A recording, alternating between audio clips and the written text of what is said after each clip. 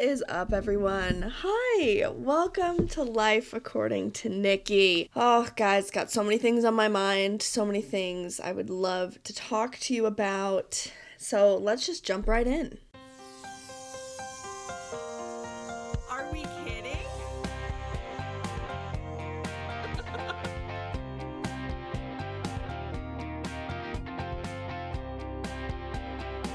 Oh my gosh, I love that. Starting off, oh, guys, I'm so sore. If I just groan in agony, it's because my whole body aches. My entire upper back is so bruised. I've been taking a lyrical pole dancing class, and for the last 7 weeks, we've been learning an entire song routine. So it's 3.5 minutes. And today was our last day, so we just ran it through 4 times, and that was the class so that we could record it and different things. Oh my gosh. You guys don't understand how much of a workout pole dancing is if you've never done it before. It takes so much strength to make it look sexy and effortless. That is not what I am capable of. I am gasping for air, dripping sweat.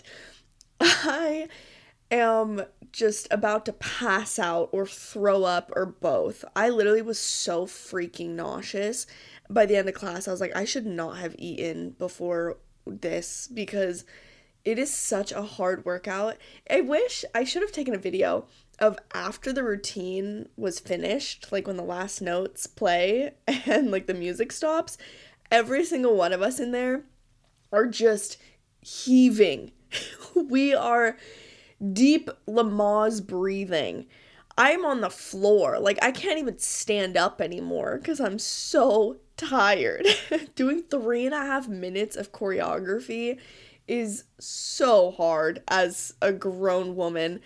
I mean, shout out to all of the dancers and things out there, but let's keep in mind, I have zero dance background. None. Nothing. Zilch. I did gymnastics when I was in my younger elementary school years, and I was a coach when I was a teenager and up until 18 years old. But besides that, I have nothing, and that's not dance experience. I mean, I'm closer to 30 than I am to when I was 20, and we're talking that's my youth. That's been a long time since my body was able to do those things. But I will say I do still have my splits. I work on my splits very regularly, so I do have a flat split, fun fact. I'm pretty flexible-ish, not my shoulders though. Yeah, no, I can't do the cool twisty things around the pole. I wish I could. I'm in those classes. I've been taking pole for years now, and I still can't do it. My shoulders have zero flexibility to them. My arm falls asleep when I'm braiding my hair. So, gotta work on that. But yeah, my legs are quite flexible. They're all right. My hips do pop every single time, my leg is lifted, but they're pretty flexible. Oh, but my goodness, my body is just aching today. 'Cause, I mean, let me just throw out this reminder. I am disabled. I know. Y'all forget that a lot because I don't bring it up very often. But I am. I am fully disabled, have the card and everything. I have nerve damage in both of my legs and permanent chronic back pain because of the tumor I had in my spinal cord 6 years ago. So, I mean, it is amazing that I am even able to walk, for one. That was a huge miracle. But let alone do 3.5 minutes of choreography 4 times in an hour. Oh, boy. Boy, oh boy. I'm going to pay for it the rest of the week, though. Absolutely, I am. Because I've been paying for it for the past 7 weeks as I've, learned the choreography. But anyway, just thought I'd let you all know that I'm sitting here aching today. But I have things that I'm very excited to discuss. So here we go. Starting off strong with our media consumption, I finished The Accountant 2. I told you last week that I would follow up with you on my official rating of The Accountant 1 and the second movie. Garbage. Don't put either on that watch list, girl. Take them both off. Ben Affleck, we know he's cute, but no. What a waste of my time. What a waste of, millions of dollars to produce it. Oh, it was so dumb. The whole first movie, as I mentioned last week, basically just felt like a setup for the second movie. And then the second movie had no freaking point to it. It was just so dumb. Okay, let me give a little bit of background so that you can feel like you know what I'm talking about if you have never heard of The Accountant. And remember, I go into any sort of action movie with just, I don't know, low expectations, but also low desire to be there. I'm just not a huge action movie girly. You can get me sometimes, but it's hard. So, The Accountant is about Ben Affleck. He has autism spectrum disorder, which got my minor in that, in behavioral analytics for autism spectrum disorder. So I love seeing the representation in media, and that's what originally got me to watch the first one. I wasn't in it for the action. I was in it for the representation. I was fascinated to see how they used that, the fact that he's a savant, he's really, really good at math. Well, they kind of brush over the fact of, why he was truly in prison. It was dumb. It was a dumb reason. But anyways, his character was in prison, and he befriended a mob boss in prison, and he learned how to do, I don't know, mob boss things. And he ended up escaping prison, and now he works for, gang members and stuff, and he's their quote-unquote accountant.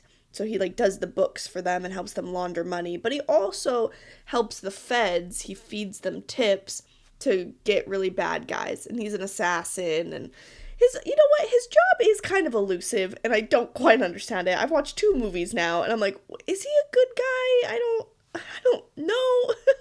The line is very, very blurred there on, what exactly he does.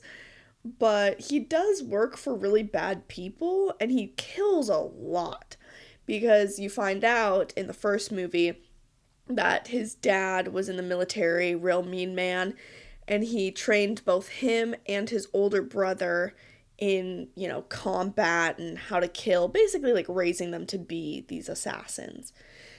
So that's the first movie. I don't even remember the plot. I watched it last week.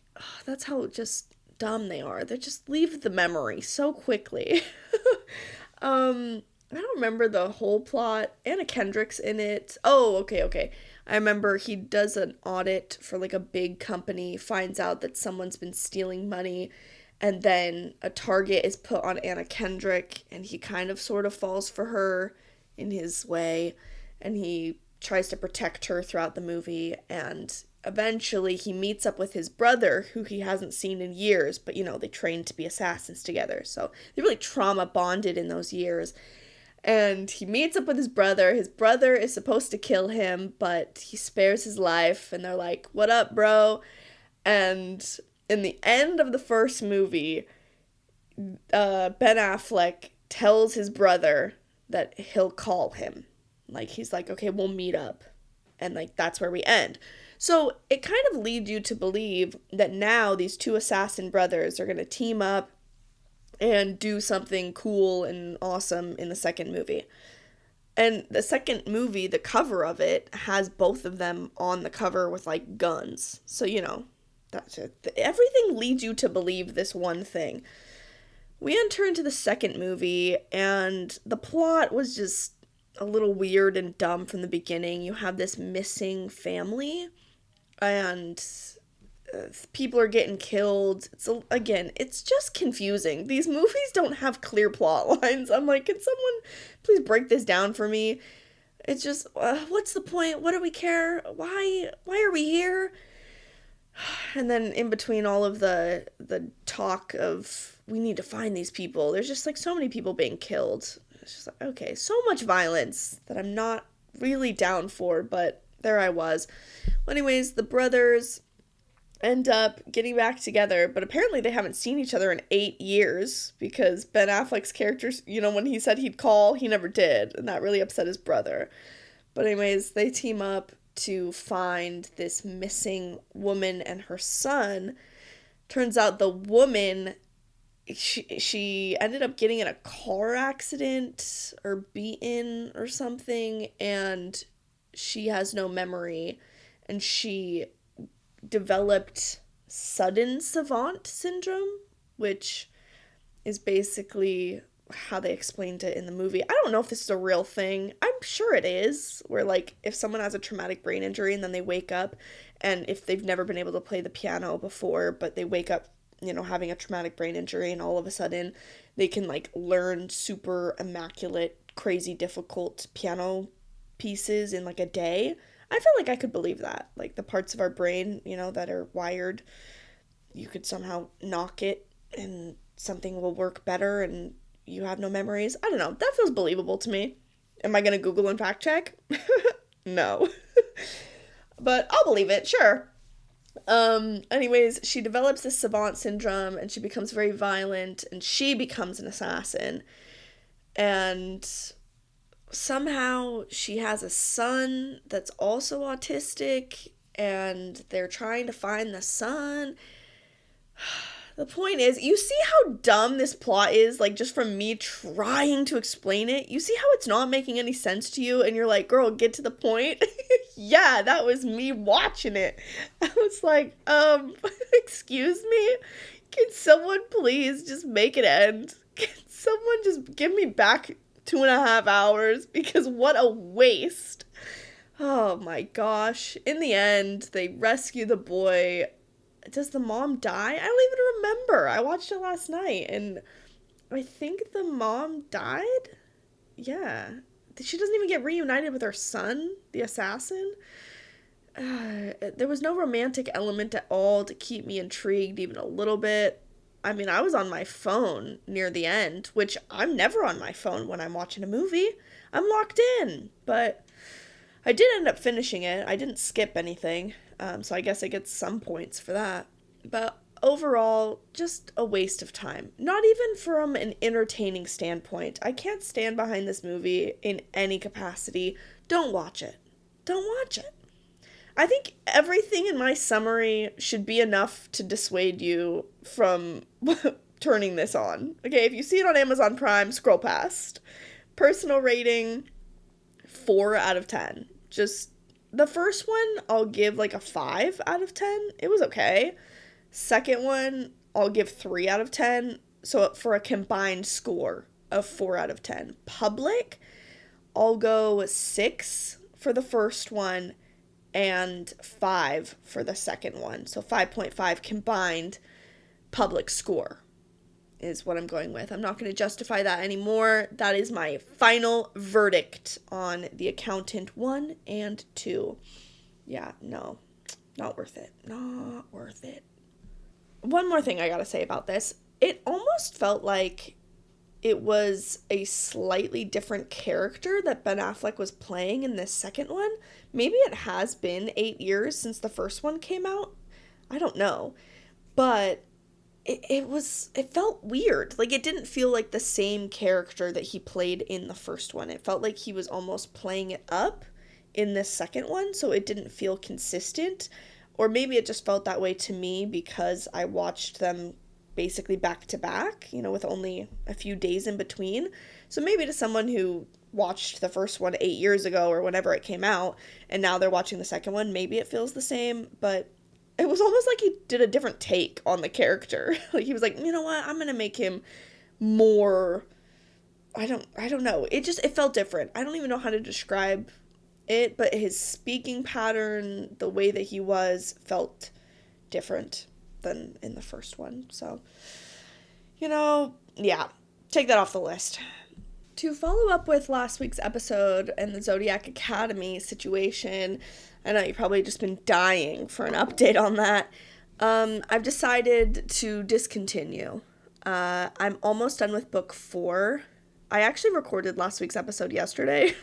So Me being halfway through yesterday, and then now I only have like an hour and a half left, so I'll probably finish it tonight. Book 4 has been pretty good, but I stand by what I said. I can't do the recycled plot line. I need to move forward. I feel stagnant when we're just constantly arguing and then making up and then arguing. No. You can be an enemies to lovers, that's fine. You can hate each other, but once you get together, we can't go back to hating each other. Like we've now gone into the lovers portion of the enemies to lovers. We're not going back in time. That's not going to work for me. Oh my gosh, no. I am just going to stand back and salute my friend Taylor as she continues on in this journey. I will be taking the next stop and you can continue on without me. Let me know how it goes, like take pictures, post about it. But yeah, I won't be heading to the final destination. I love a metaphor. All right, now on to some movies that I don't believe I've discussed yet, but I watched in the last 6 months at least, or at least the last 3 months. The Life List. Oh man, I really hope I haven't talked about this yet, but so sorry if I have. I don't remember, and I will not be going back to listen to my episodes to double check. But The Life List, this was a new drop on Netflix, and it has Sophia Carson in it, which she was from Purple Hearts and Descendants, if you watch that Disney classic with, that was directed by, Ortega, what's his name? The guy who did the High School Musicals, Kenny Ortega, that's it. Sophia Carson, they did Descendants, and I watched the first one, and that one was actually pretty good. As far as Disney goes, like, that one, it gave me a glimmer of the old Disney, as we discussed last week, but the second one stuff left things to be desired. But Sophia Carson actually has a great voice. I think she's very pretty. I think she's a great actress. I have no issues with her.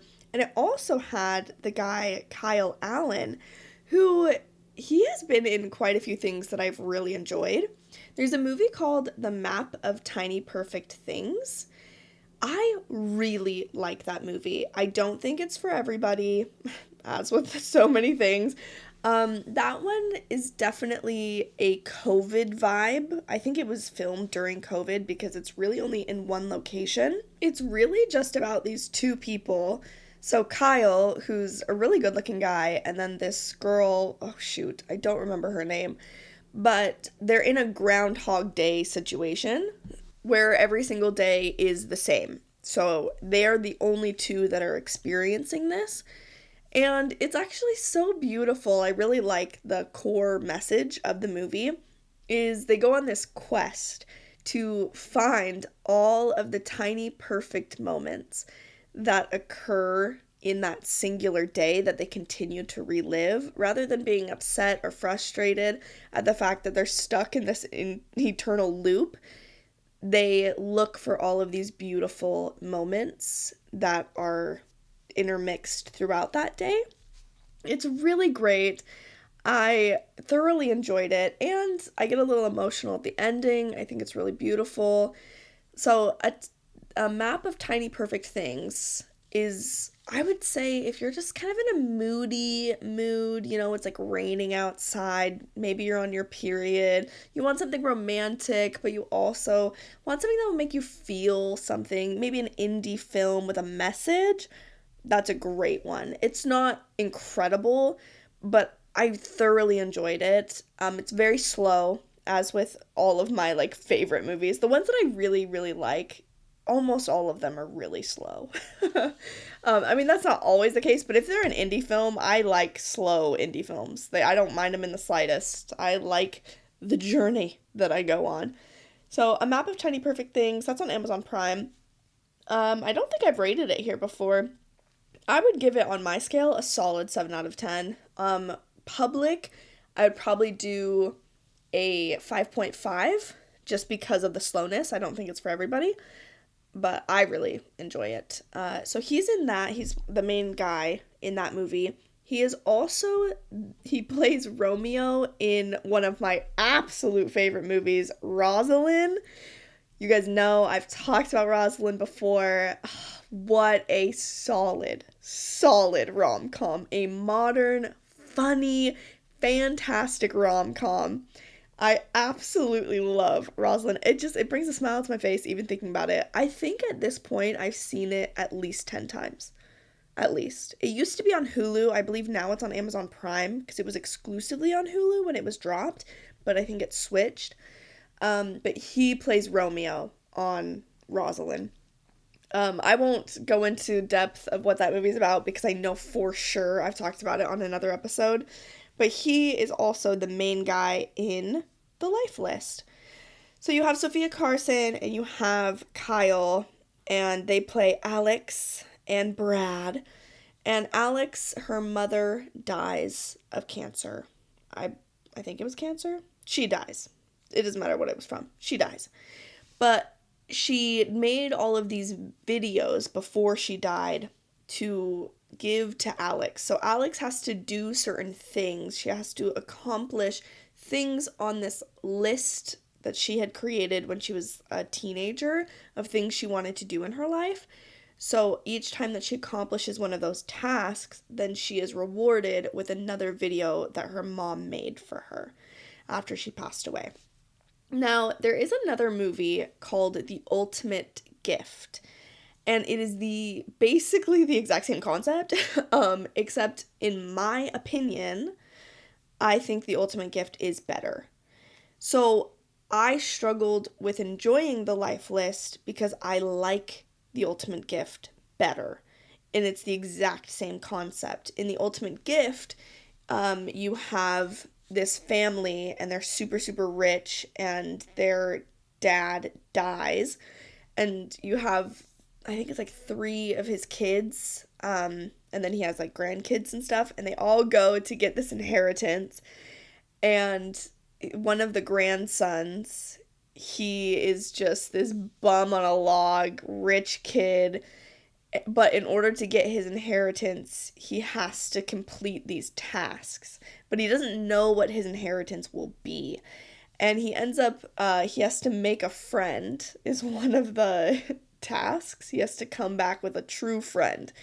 And he ends up befriending this little girl who, she is in the park, and it's so cute. He befriends her and her mom. It's just a wonderful, cute, Hallmarky type movie and story. It was one of the very few movies I was allowed to watch on a Sunday growing up. We had very limited movies. They had to be either like church movies. So, The Best 2 Years, the RM, which if you've ever heard of those, if you have no idea, if you are not a member of the Church of Jesus Christ of Latter-day Saints, those are movies that were produced and they cater to my particular religion. The RM stands for Returned Missionary, and The Best 2 Years is about missionaries as well, because men serve for 2 years. Women serve for a year and a half, fun fact.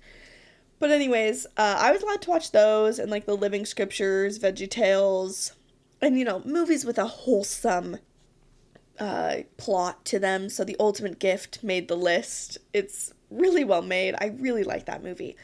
So The Life List, to me, there were certain parts of it that were cute, and I really liked the idea and the execution on it. But the main conflict between the two characters, so like Alex and Brad, it was just kind of dumb. Felt a little empty. Felt like they needed to just throw a conflict in there for the sake of conflict. I didn't feel like we were really growing with them. And I had a discussion with Mickey and Jatil about this because they did enjoy it. And they had the same issue, though, where I don't want to spoil anything because I do think a lot of people would like this movie. But there's a particular plot point where they're arguing, and it doesn't make any logical sense. Like, truly, if you just backed up 2 steps, you could still even be in the same room. If you just looked at it slightly from further away, like, it makes no sense. You're like, what are we doing? Why are you being upset over this? This is nothing to be upset over, but yet it's like the core conflict in the movie. It just felt weak and kind of dumb. And the tasks that she was given, I didn't fully love. it felt half-baked in my opinion. To my eyes, I didn't like it because I've seen a really good version of this type of storyline play out in The Ultimate Gift, so I didn't like the life list, is the main core of what I'm trying to say. My rating on the life list is gonna be a 5 out of 10. Super indifferent. Public, though, I'll give 6.5. Because I watched it with Courtney, and Courtney really liked it. Mickey and Jatil both liked it. So I do think I just have, I'm just more judgmental. And we know this about me. It's hard to please me when it comes to a movie and TV and books. But, well, and a lot of things. I was going to say, but not chocolate and things. But I'm like, actually, I am pretty picky. Picky Nikki. You know what? I'll just claim it and be loud and proud about it.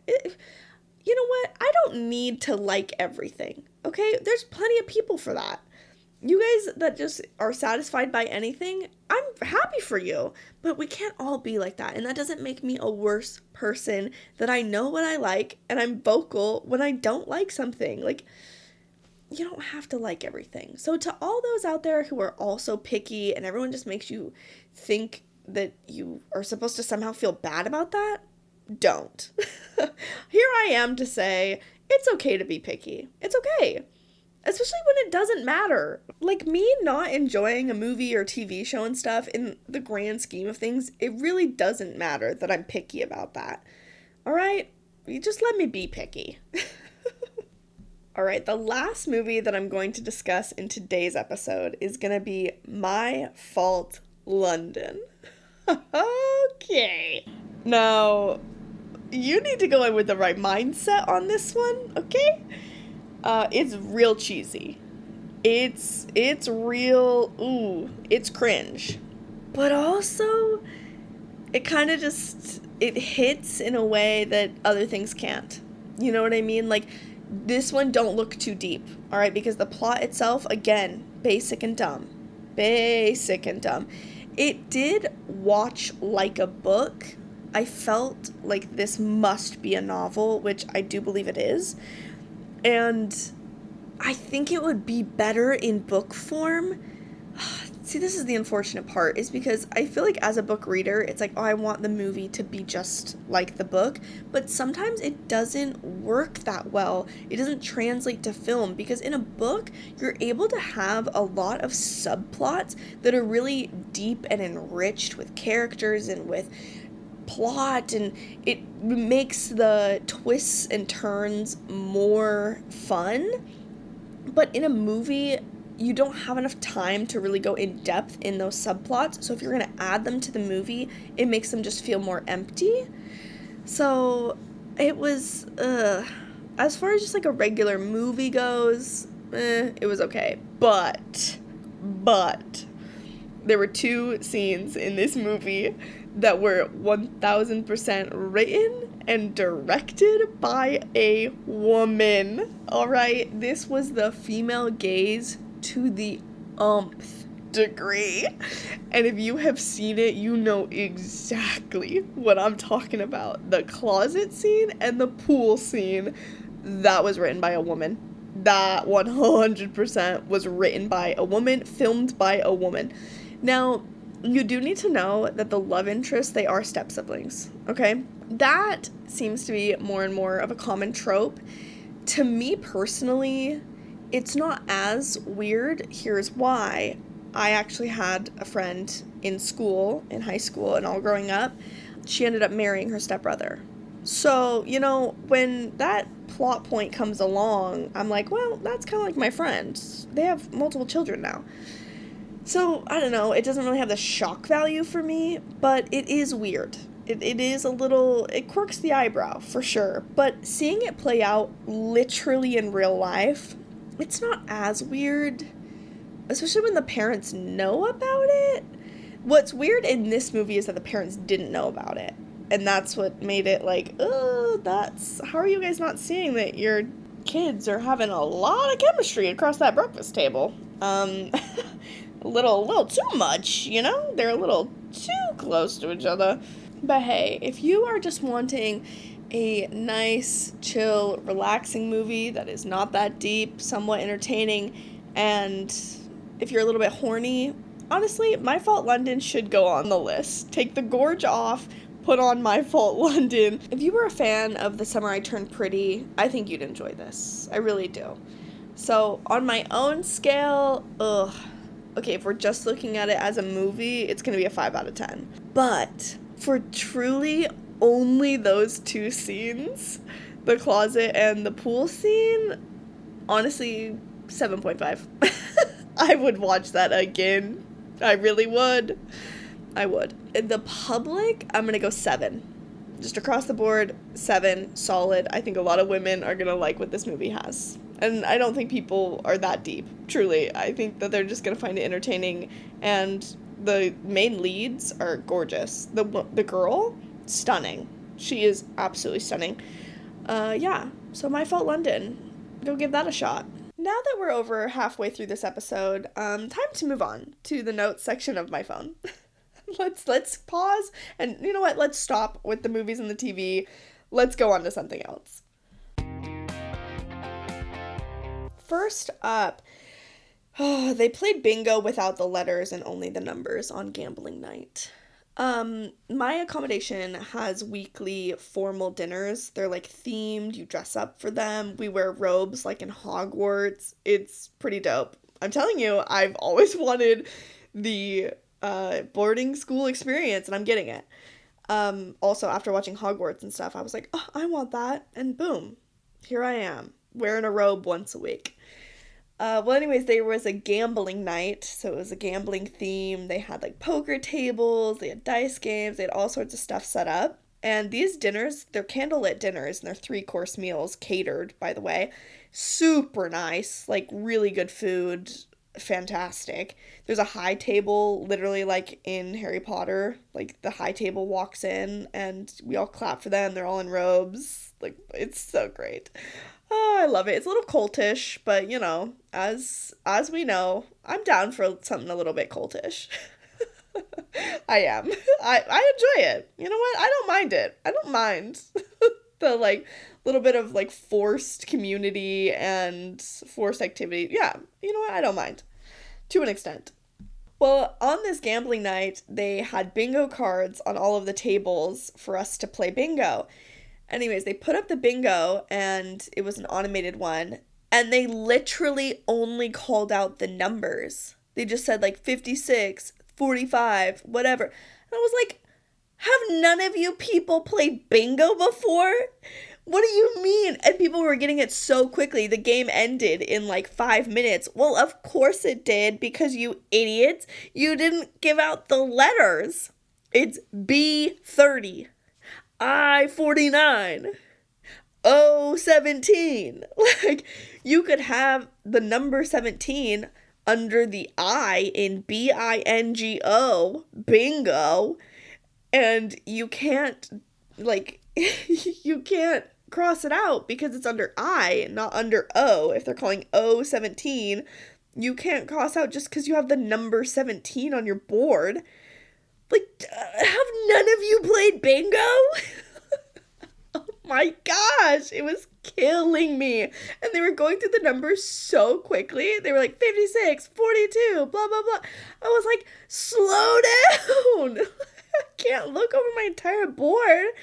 Oh my gosh. I literally, the whole time, I was just moaning and being like, where's the letters? Like, this is not how you play bingo.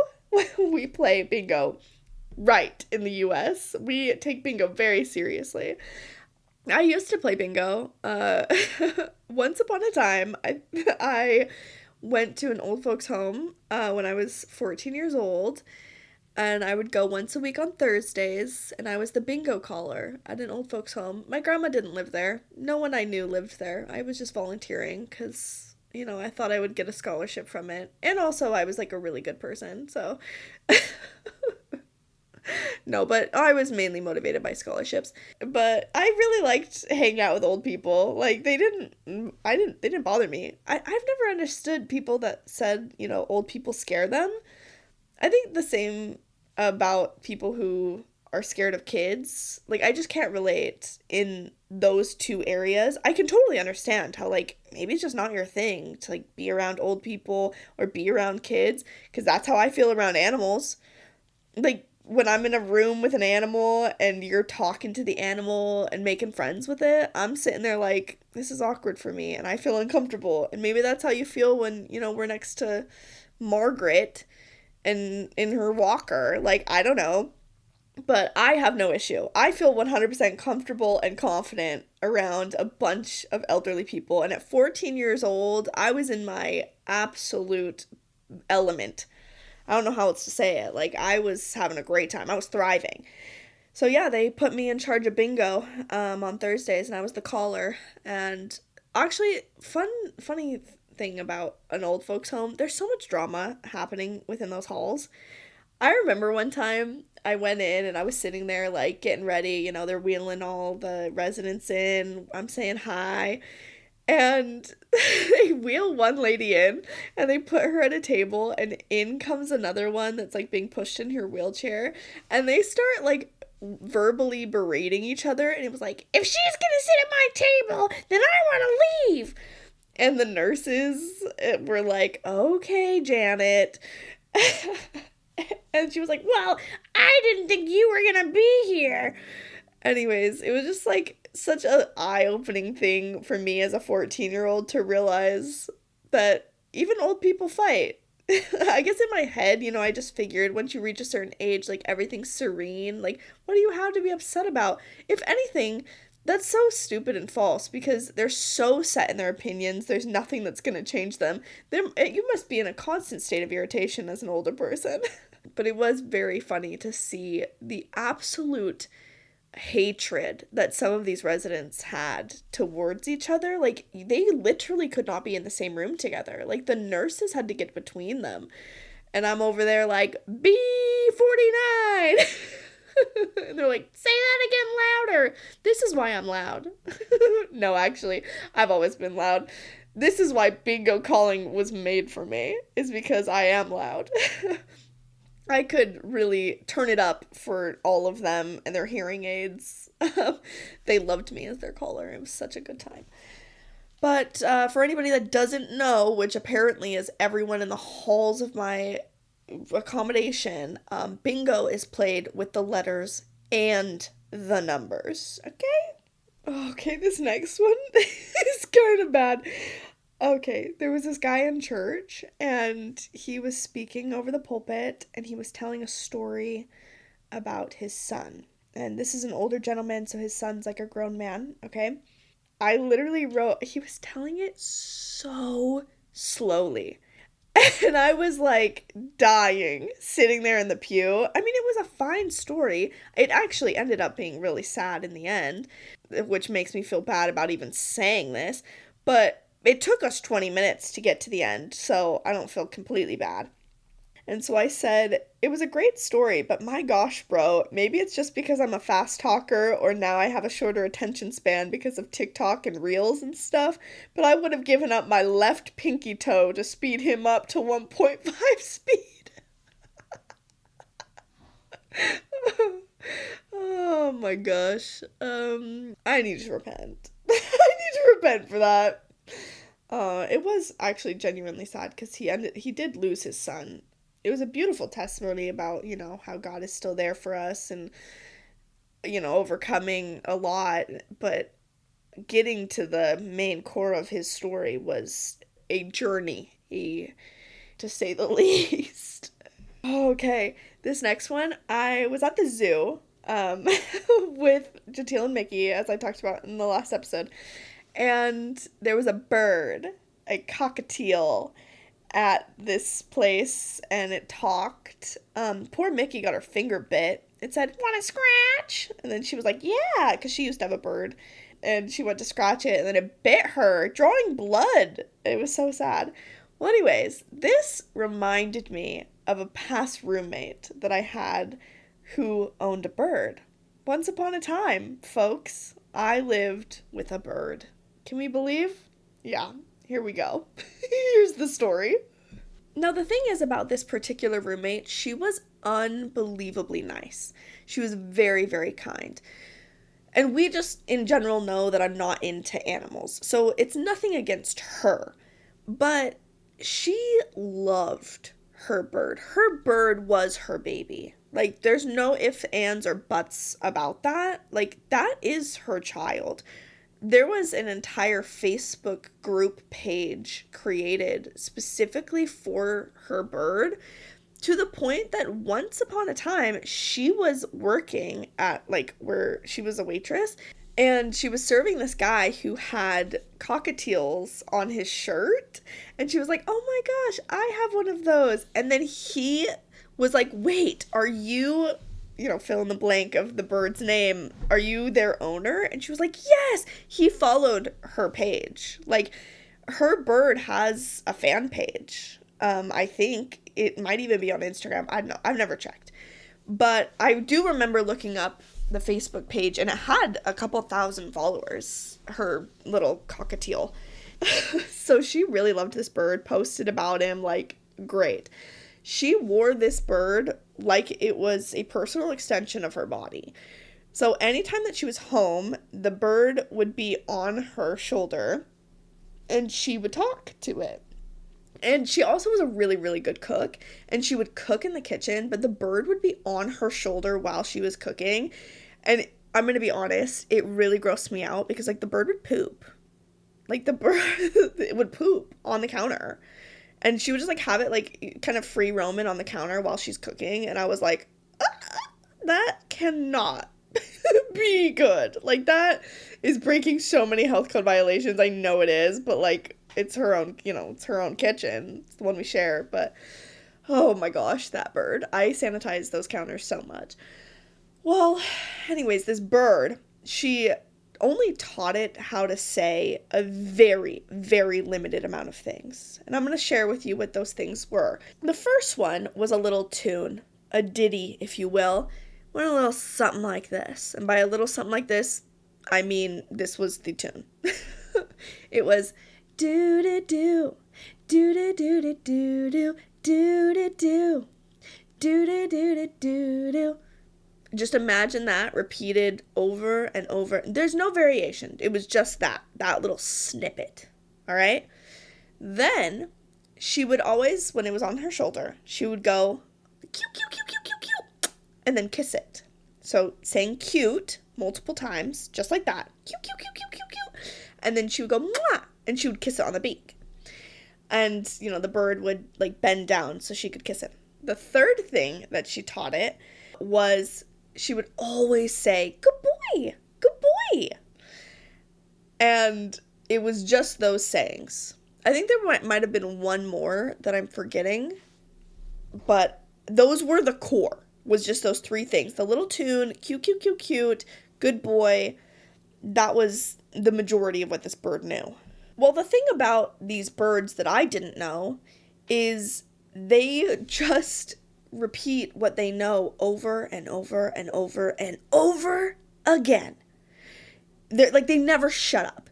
It could be 3 o'clock in the morning, and I'd be hearing, cute, cute, cute, cute, cute, mwah, good boy, good boy, good boy, good boy, do-do-do, do-do-do-do-do-do, do-do-do, cute, cute, cute, cute, cute, mwah, good boy, good boy, good boy. I was almost gonna lose my mind at one point when she was gone for the night, and it was literally 3 a.m. and that bird was going off. It was incessant.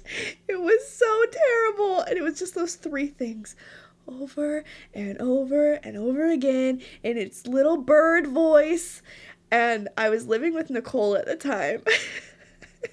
And I remember one night specifically, it was probably 1:30 in the morning. I was laying on the couch, just on my phone, in the dark, as one does. I'm just sitting there chilling. I probably should have gone to bed, but I was just stuck on the couch. And the bird is just going off, just constantly doing its little thing in her room. And Nicole busts out of her room, eyes wild, hair all over the place. Like, she must have been woken from a deep, deep sleep, like hibernation. Okay? She busts out the room, almost taking the door off the hinges, says full volume, like, I'm pretty sure our neighbors upstairs got woken up, and she went, "I'm gonna cook that bird!" And oh my gosh, I died of laughter. I was like, "I know, I'm so sorry." And she was like, "No, I'm serious. I'm gonna get that bird and I'm gonna fry it up." She's going off. And she's an animal lover, okay? But poor thing just was about to lose her mind. She was tweaking out because of this bird. And I understood. Obviously, I lived with the bird as well. And that was when I decided that, you know what, not only cats and dogs I'm never going to live with because I'm allergic, I'm no longer going to live with any animal. There is no exception to that rule because that was the exception. I was like, okay, well, I'm not allergic to birds as far as I know. How bad could it be? Turns out it can actually be really bad. They'll squeak all night, and if they talk, way worse. So to anyone who lives with a bird, actually Annie, who I've had on the pod, she was one of my first episodes. I think she was my first guest. Yeah, she has a bird. Girl, I don't know how you do it. I don't know how you do it. Oh, I am not a bird person, but oh goodness, they're not fun to live with as a roommate. If you chose it, that's fine. But subjecting other people to it, it affects our lives. I will tell you that right now. Being a roommate of someone with a bird, it affected every part of my life. That stinking bird. Cute, cute, cute, cute, cute. Good boy. Mwah. All right, I'm reading over these notes. I just let anything that's in my head go onto my notes section, and then I promptly forget about it. So it is kind of fun to read them back through, and here's what I said. I don't remember what prompted this, but I'm happy for whatever it was. It was probably a video. I will never beg a man to propose to me. These women that have to wait around for literal years and beg a man to put a ring on their finger and force them to show their commitment to her? No.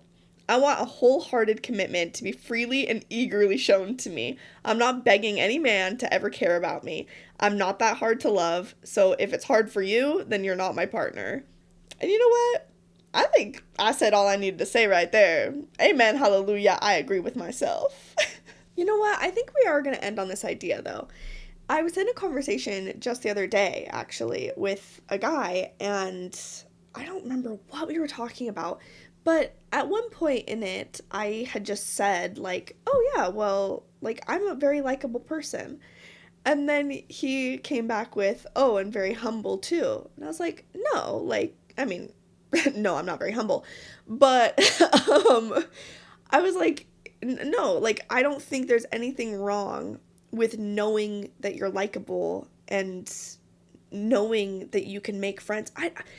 Anyways, it was just kind of an interesting conversation that we were having where I was reflecting on this almost false humility that we, especially as women, are taught that we must have. That no one can like us. I'm not likable. I'm not lovable. I just think that that's garbage. Like, no, I'm a nice, good person. Like, I genuinely try and be that. And I try and own up to my mistakes. This whole idea of like, but nobody's perfect. Well, duh. Why in the world do we even need to say that anymore? Duh, nobody's perfect. I never thought you were. Like, people when they get up in church and stuff and they're like, I'm not perfect. Or they'll talk about something good that they do and then they always have to follow it up with like, but I'm not perfect. Like, I don't think you need to follow it up with that. I didn't think that you were, because we're all just human. But I don't think that we need to automatically discount any good that we do with this idea that just because I did that good, I'm automatically now perfect. So I need to remind you like, oh, but I'm not perfect. Like, there is not 1 ounce of me that thinks I'm perfect on any day ever. That's just so ridiculous. What a dumb thought, okay? So with that being gone from my mind, and that expectation not existing, then why in the world would I be ashamed or shy away from the fact that I'm a good person? I'm not hard to love. I mean, I don't think I'm everyone's cup of tea, but that's just because nobody's everyone's cup of tea. There's so many people in this world, there's so much variety. I don't have to be liked by everyone. But if you're just saying, like, I just think in general, the conversation that we were having is I was like, yeah, I'm not hard to love. Because I don't think that I am. I don't think the majority of people are. If you are just constantly berating yourself and have terrible self-esteem and constantly telling everyone around you how terrible you are and that you are hard to love and that they shouldn't love you, then yeah, they're gonna take a note out of your own book and say that you're difficult to be around, that they don't really want to be around you because that's what you're writing. That's the story you're presenting, and you're making it really difficult for anyone else to write something else about you. But if you just write what's the truth, what's honest, is that you're a good person with lots of faults, but you're trying your hardest and you're fun and you bring a lot to the table, whatever that may be. Maybe you're an intellect, maybe there's so many different things that you can be, and all of them can be lovable. There can all be likable, all right? You don't have to fit into some mold for somebody and, like, I don't know, feign humility when people do like you. Am I making any sense at all? This conversation that I had really made me think about somehow this idea that we should be hard to love. I don't think that that's the case. I think, especially as women, because the majority of my listeners here are women, like, stop perpetuating this idea that you're somehow difficult to be around and that you're not a good person and that you don't have marketable talents, that, like, just stop, okay? You're amazing. You're fantastic. Not because you do anything special, it's because you exist. Because you're trying to be a good person. Like, that's all that it takes. You don't have to give yourself some narrative of somehow playing the victim or playing down your strengths. Like, no, you're strong, you're amazing, you're worth being around, and you need to believe that. Because if you don't believe it, nobody will. But once you do, once you believe that you are worth loving, that you're completely lovable, that you're likable, that people do want to be in your company, because why wouldn't they? Why wouldn't they? Then I feel like you can relax a bit, girl.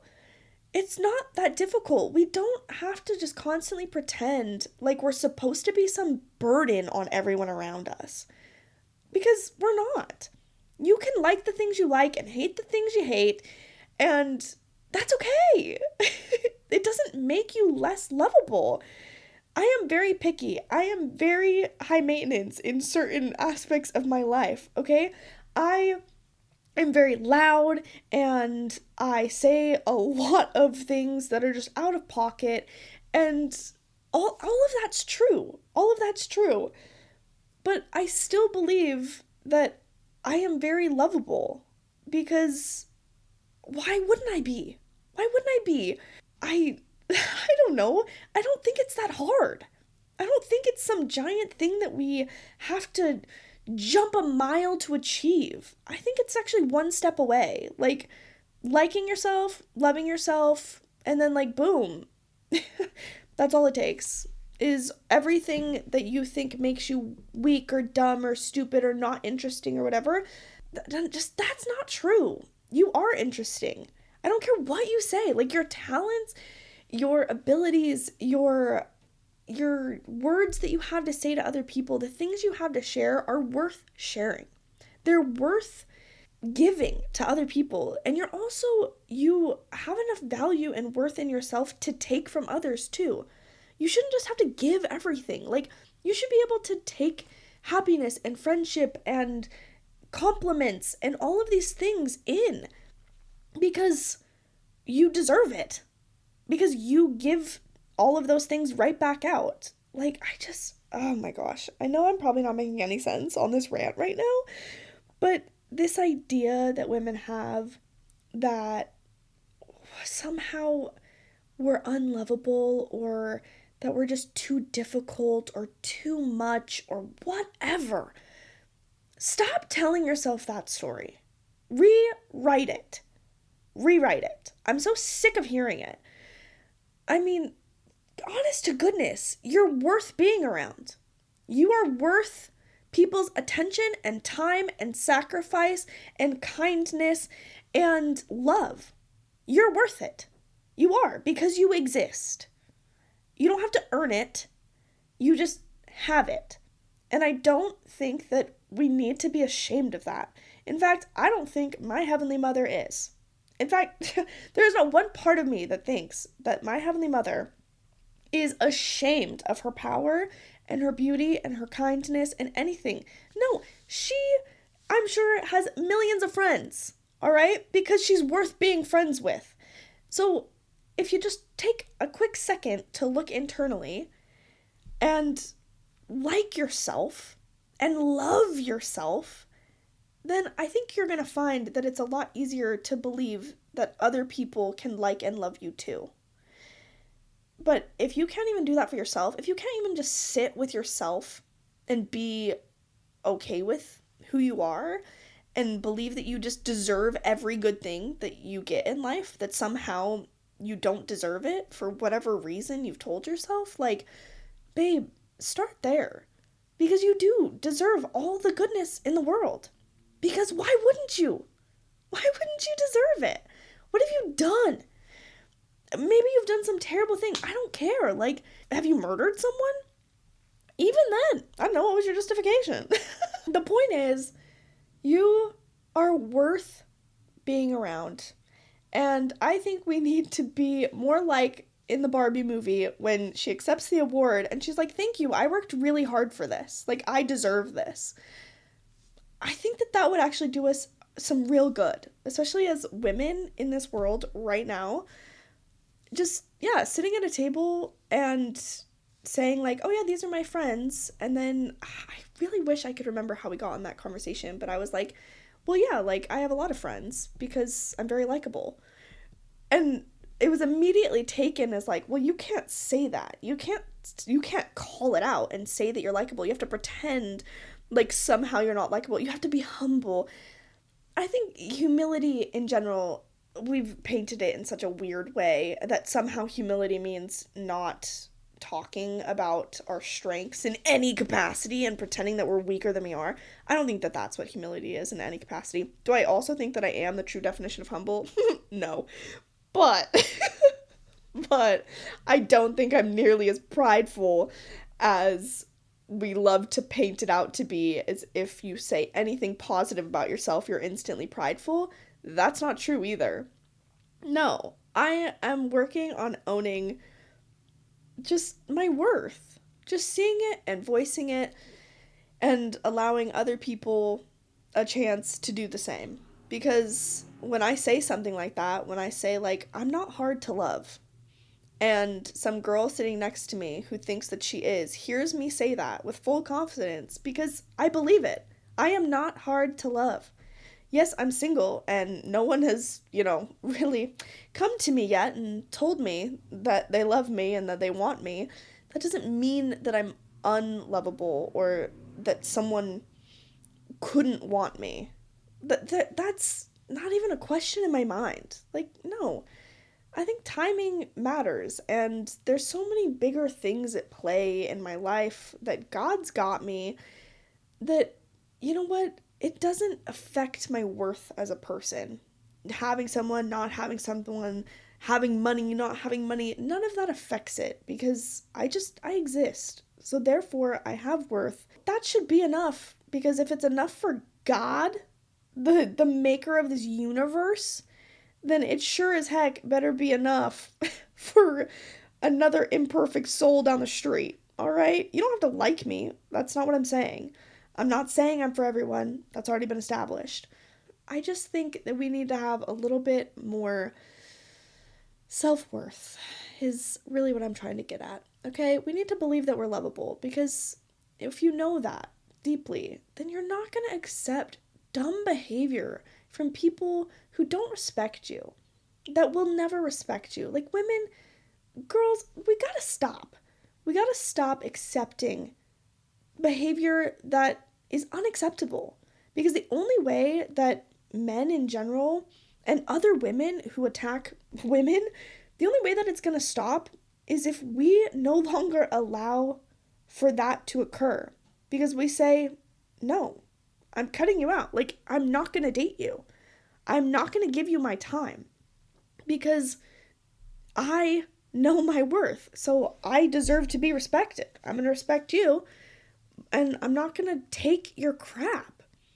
So to all the ladies out there, today's message is, if you're dating a loser, dump him because you're worth more. If you hide in your room and feel like you don't have any friends, go make some because you're worth being friends with. And if you think that you're boring and not interesting, stop lying to yourself. Yes, you are. You have things you like. You have things you're passionate about that you don't tell anybody about. You have talents and gifts and things that make you unique. Okay? So stop with the lies. You're amazing. And go and focus on those. Go develop more talents then. Okay? If you want to like self-improve, by all means. But you're good enough as you are, and just try and be a little bit better by accepting more love into your life. All right? Allow people to show you how great you are and start believing it more yourself. Wow. Thank you so much. I'm going to get off of my pulpit, if you will. Thank you, ladies and gentlemen. Should I end with an amen? Because that was quite a long soliloquy. I was unintending to go on, but we went on anyways. So obviously there's someone out there that needed to hear it. You're likable, girl. That's all I have to say. I'm sorry about it. You can lie to yourself all day long, but you are worth knowing. And so am I. So thanks for listening to all of my thoughts on life. This has been Life According to Nikki.